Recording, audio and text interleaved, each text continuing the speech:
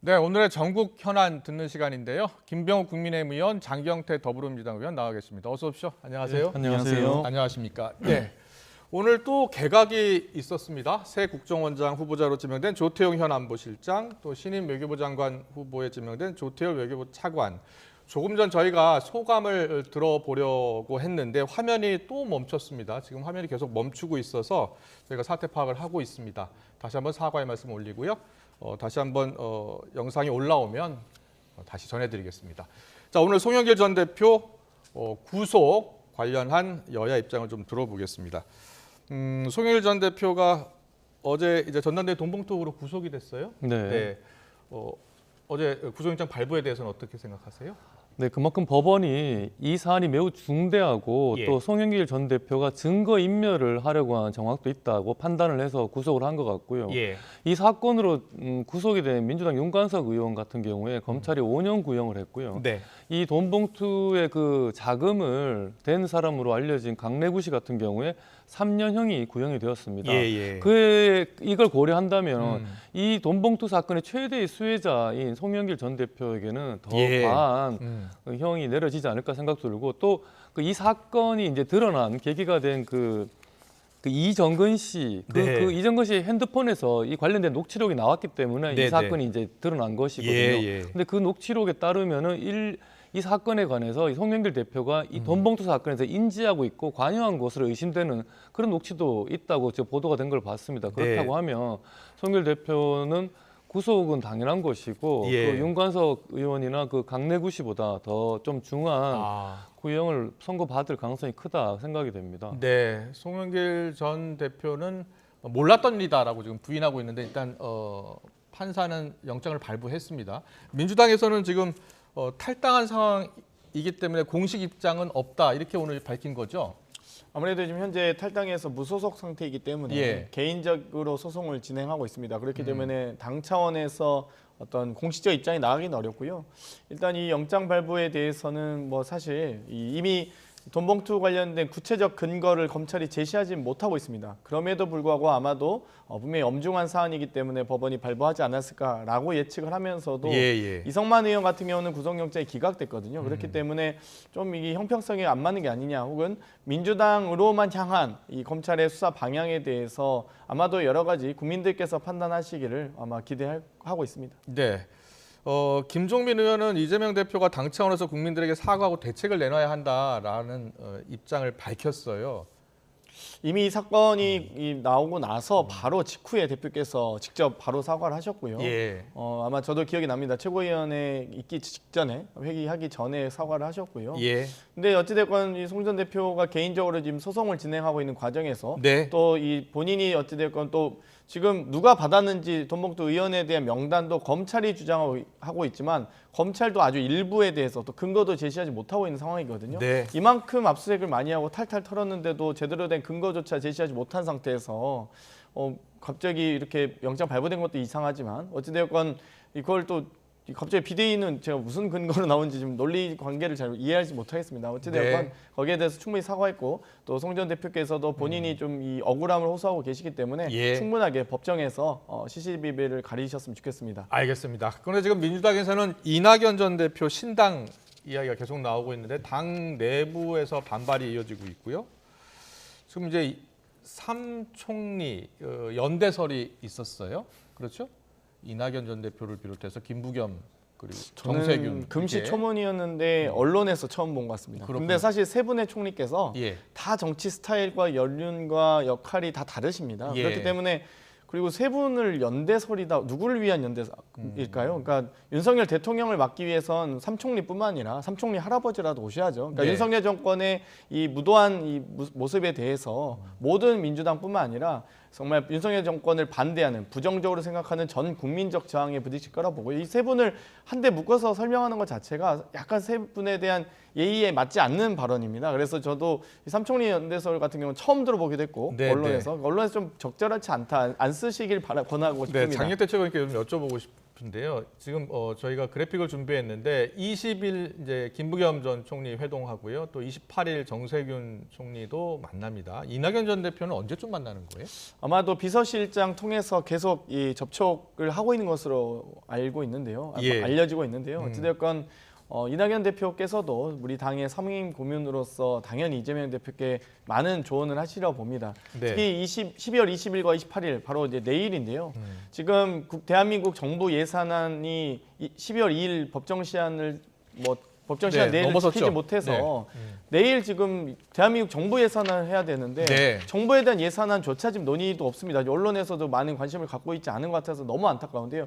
내년도 이 정말 소상공인과 자영업자에 대한 대출부터 시작해서 여러 정책에 예. 대한 이 예산들이 모두가 내일 좀 중요한 지금 기로에 서 있습니다. 그래서 20일 날 많이 좀 관심을 가주셨으면 좋겠고요. 네. 28일은 이제 대장동 특검과 김건희 특검 통과 날입니다. 예정일입니다. 그렇기 때문에 이때도 매우 중요하다. 정치적으로 의미 있는 날이다. 네, 잘 알겠습니다. 알려드리고 싶습니다. 네. 잘 알았습니다. 저 이재명 대표가 이낙연 전 대표 언제쯤 만날까 이걸 여쭤본 뭐 건데. 접촉하고 있기 때문에 아마 두 분 만나고 나서 이후이지 않을까 이런 예상이 들긴 하는데요. 네, 김병욱 의원께서는 어떻게 전망하세요? 이낙연 전 대표가 어떤 선택을 할 것 같습니까? 이낙연 전 대표가 어떻게 보면은 이재명 대표보다 더 민주당에 오랫동안 활동하신 분이죠. 그래서 저는 민주당을 떠난다는 선택을 하기는 쉽지는 않을 것 같습니다. 다만 민주당이 지금 이재명 대표 거의 사당화되어 가고 있는 그런 모습에 대해서 오랫동안 민주당을 지켜온 원로로서 거기에 대해서 많은 좀 불만을 갖고 계신 게 아닌가 그런 생각이 들고. 신당 만들 가능성이 있다고 보세요? 신당까지 갈지 안 갈지는 뭐 제가 예단할 수는 없습니다만 신당을 할 정도로 본인이 이 당을 떠나야 할 상황은 아닌데. 이낙연 전 대표의 최근 발언을 보면 신당 관련해서 창당 공식화는 과장된 표현이다라고 또 이야기를 했어요. 그렇죠. 그리고 또 보면 신당 중지 서명보다는 정풍 운동이 먼저다라고 해서 이낙연 전 대표가 과연 신당을 만들지 여부는 좀 더 지켜봐야 될 것 같습니다. 계속해서 한동훈 비대위원장 관련 추대론이 있긴 한데 지금 어제 연석회의에 참석하셨죠? 네네. 예. 그 어떤 목소리들이 많았습니까? 이제 언론을 통해서 지금 워낙 비공개 회의였기 때문에 언론을 통해서 보면 추대를 하자는 목소리가 더 많았다고 하는데 어떤 목소리들이 있었어요? 네, 맞습니다. 지금 총선을 앞두고 당 대표 부재 상황인데요.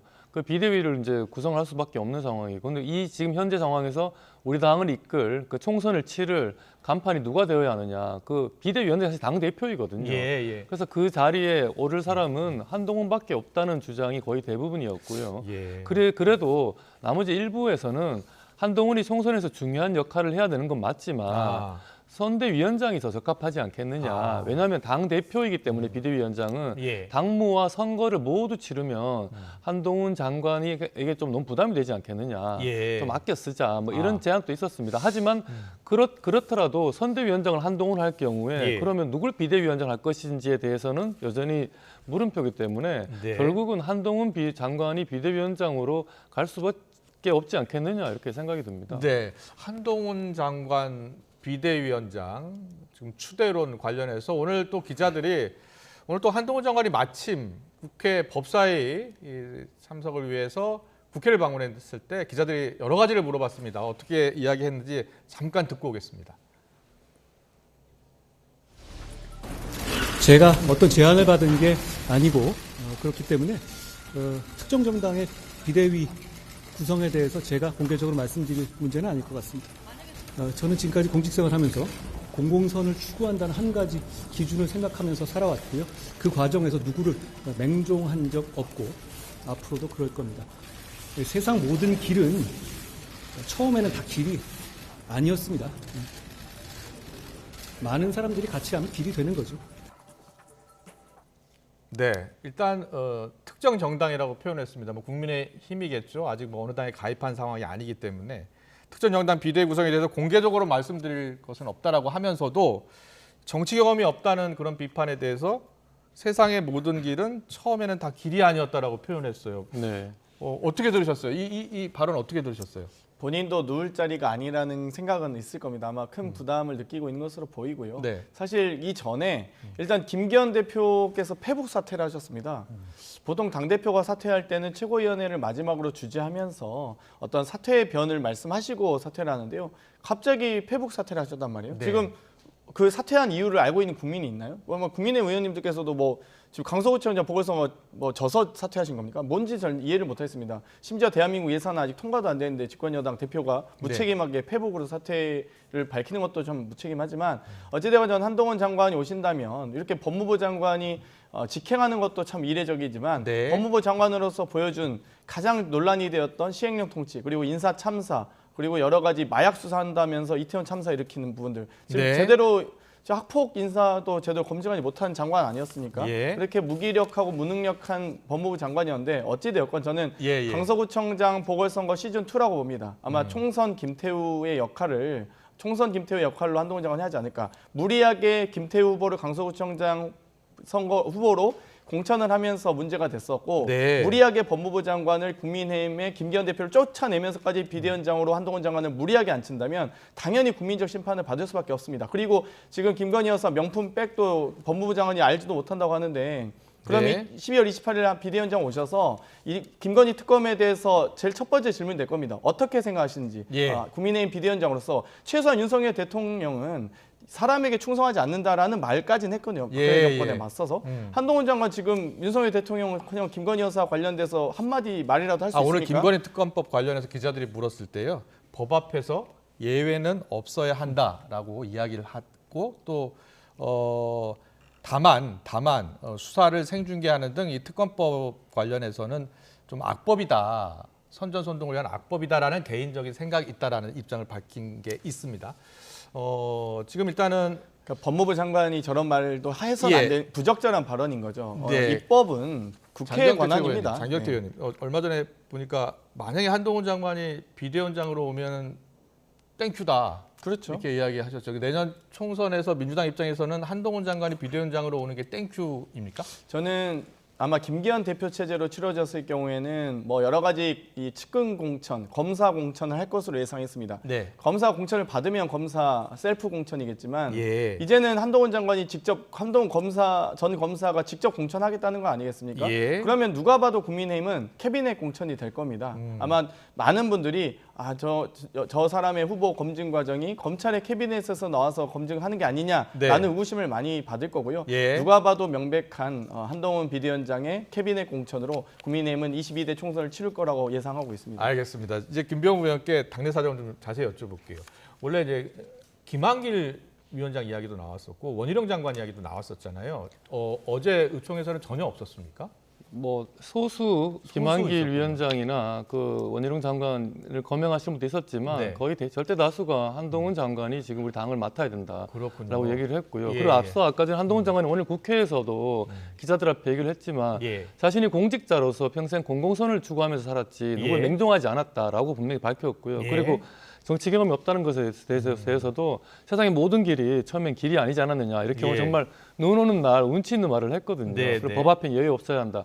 한동훈 장관이 저런 정말 어떻게 보면 본인이 표현한 대로 여의도식 문법이 아닌 국민이 쓰는 말들 그게 품격 있는 말로 우리 정치를 바꿔줄 것이 저는 기대가 되고요. 그럼 만약에 그 한동훈 장관이 이제 비대위원장으로 추대가 된다면 지금 장경태 의원께서는 땡큐다 민주당 입장에서는 그런 생각인 것 같고 저는 한 장관이 여의도에 등판하는 순간 저희 당뿐만 아니라 민주당에 오히려 더 큰 이런 정치 쓰나미가 몰아붙일 거라고 생각이 듭니다. 어떤 점에서요? 이 73년생 엘리트 검사인 한동훈이 국민의힘 집권당의 이제 당 대표격인 비대위원장이 되는 순간 민주당이 안 그래도 가뜩이나 송영길 대표의 구속으로 민주당의 586이 정말 도덕적으로 문제가 많다. 이제 퇴진해야 되는 목소리가 커지고 있는데 민주당 그 86 운동권 세력에 정말 이제는 정말 어디로 가야 하나 정말 고민하게 될 겁니다. 86 운동권 세력들이 정말 이제 여의도에서 자리를 붙이기 힘들 거다. 그러면서 민주당에 엄청난 큰 후폭풍이 불 거라고 생각이 들고요.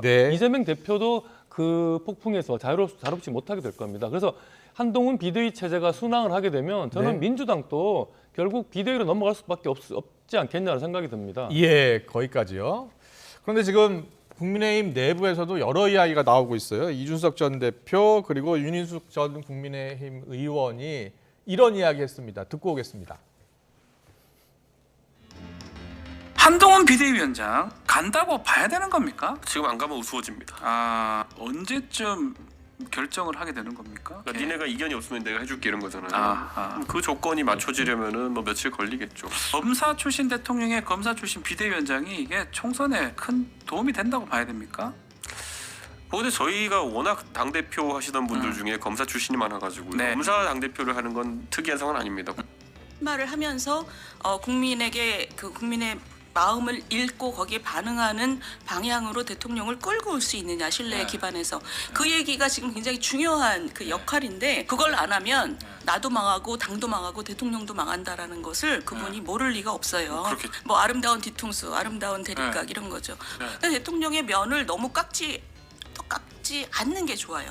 그러면서도 국민들한테는 굉장히 혁신적이고 국민의 마음을 읽는 방향으로 대통령을 끌고 오는 것처럼 보여야 돼요.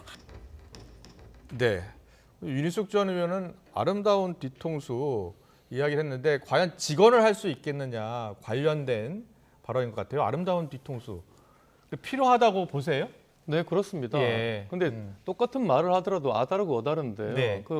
그 설득의 기술, 뭐 화술이 필요하겠죠. 네, 그리고 또 대통령과의 관계 측면에서 한동훈 장관 같은 경우 오랫동안 대통령과 함께 일을 해왔기 때문에 더 이렇게 대통령의 스타일도 잘 알 거고 그래서 당을 위해서 대통령을 위해서 변화를 이끌어가는 그런 기술을 예. 절묘하게 발휘할 수 있지 않을까 생각이 됩니다. 오늘 한동훈 장관한테 기자들이 윤석열 아바타 주장이 있다라고 하니까 누구에게도 맹종한 적이 없다라고 그러니까요. 이야기하더라고요. 네. 자. 어쩌면 그 과거에 윤석열 대통령이 이제 검사로서 국회 왔을 때 사람에게 충성하지 않는다는 네, 말과 네. 좀 오버랩이 되기도 하고요. 자, 그러면 장경태 의원의 평가를 좀 들어봐야죠. 예. 아니 누가 봐도 한동훈 장관이 윤석열 대통령 아바타인 건 다 아는 사실이고요. 오히려 김건희 여사와 330여 건 이상의 카톡 주고받았던 거 왜 아직 공개하지 못하고 있습니까? 예. 이미 김건희 여사 녹취 내용도 밝혀지지 않았습니까? 동훈이에게 내가 전달할게. 이렇게 말 놓고 사는 사이면 얼마나 예. 가까운지. 김건희 여사도 제대로 수사하지 못한 법무부 장관이 아름다운 뒤통수를 비대위원장 돼서 칠 수 있다? 어떤 국민이 그걸 믿을지 모르겠고요. 어찌되었건 28일에 아마 비대위원장으로서 첫 본회의를 겪으리라 보는데 아마 내일 본회의 때 비대위원장 오지는 않을 것 같은데 첫 본회의에서 통과될 김건희 여사 특검법에 대해서 한동훈 비대위원장이 어떤 입장을 내놓을지 어떤 입장으로 대처할지 저는 기대하고 있습니다. 네. 지금 국민의힘 내부에서 한동훈 장관의 정치 등판 시기가 너무 빠르다. 그래서 시기를 좀 늦춰야 한다. 이런 의견도 있다면서요. 근데 이제 형식적으로 전국위원회를 열어서 추인을 받아야 하기 때문에 아, 그 절차가 어떻게 되죠? 그래서 한 일주일 정도 오늘 일주일 만약에 정도 걸려요? 오늘 결정한다고 예. 해도 한 일주일이 더 걸리는 거거든요. 그렇게 해도 지금 빨라도 뭐 신정 전에 새해 전 직전이거나 아니면 새해 직후거나 그럴 것 같습니다. 예. 그러니까 그 시기가 결코 뭐 좀 늦추고 빠르고 할 이런 개념은 상황은 아닌 것 같습니다. 적절한 시기인 것 같습니다. 지금. 적절한 시기다. 예. 예. 지금 박형수 의원께서는 그럼 김기현 김병욱 대표가 의원께서는 장경태 최고위원께 앞서 이재명 대표를 비롯해서 민주당도 결국은 비대위 구성할 가능성이 있다라는 이야기하는데 그 가능성은 어떻게 보세요? 뭐 저는 전혀 없고요. 전혀 제가 없다. 없다고 생각하고요. 근데 지금 김기현 대표가 왜 지금 사퇴했는지 모르겠습니다. 어떤 시기입니까 지금? 예. 대한민국 예산안 통과돼야 될 시기에 집권여당 대표가 패복으로 사퇴하고 지금 종적을 감춘 상태 아니겠습니까? 근데 예. 지금 시기가 무슨 한동훈 장관이 올 시기입니까? 그리고 고위공직자 총선 사퇴 시한 1월 11일입니다. 벌써부터 12월 벌써 한 달 전부터 변죽 올리면서 이렇게 이 엉덩이 들썩들썩하는 법무부 장관이 무슨 법치 행정을 제대로 하겠습니까? 아무튼 한동훈 장관 꼭 비대위원장 맡으시길 바라겠습니다. 네. 여기까지 듣겠습니다. 오늘 정치권 이슈요. 김병욱 국민의힘 의원, 장경태 민주당 의원과 함께했습니다. 잘 들었습니다. 고맙습니다. 감사합니다. 감사합니다.